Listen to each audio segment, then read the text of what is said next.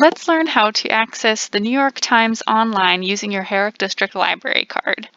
So if you're here on our homepage, herrickdl.org, the first thing you want to do is hover over the Research and Learn tab and click on eResearch.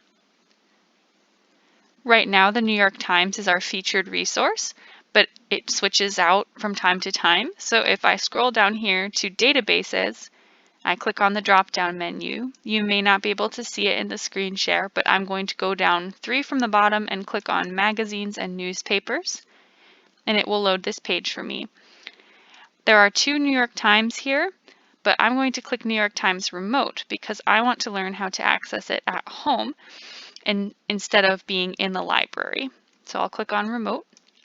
This is for a 3-day pass to use this outside of the library. If you're in the library, it just gives you access automatically. So here it's going to ask for my library code, barcode, and PIN. So I will type that in, and then it takes me here.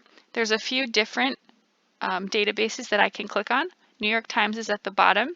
So you'll see the 3 options to register your account, access it within the library, and the remote access 3-day pass. That's the one we're going to click on. And it will take us to this page with a really long nonsense looking code, but all you have to do is click on Redeem. Once you click Redeem, it brings you to this page. The New York Times requires you to create a free account in order to use this service with the library. So you can either do that by creating one with your email address and a password, but you also have the option to connect it to a Google, Facebook, or Apple account. I already have a Times account, so I'm going to click Log In. But otherwise, you would just fill out email here, password here. You can uncheck this box if you don't want to receive updates and offers from the Times. But I'm going to click Log In for now. Very similar looking page.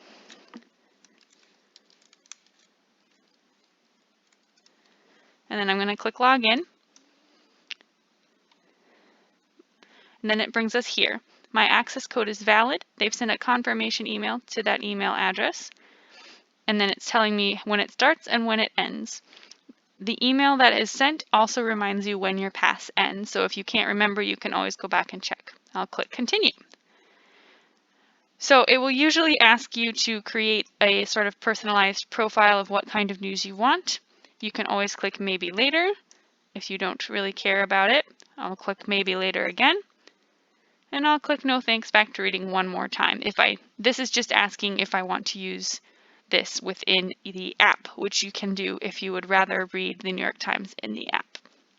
I will click No Thanks Back to Reading. And here we go. Here we are on the front page of the New York Times. I can now click on any of the articles that I want, and it will give me access for 3 days. And that's how you do it.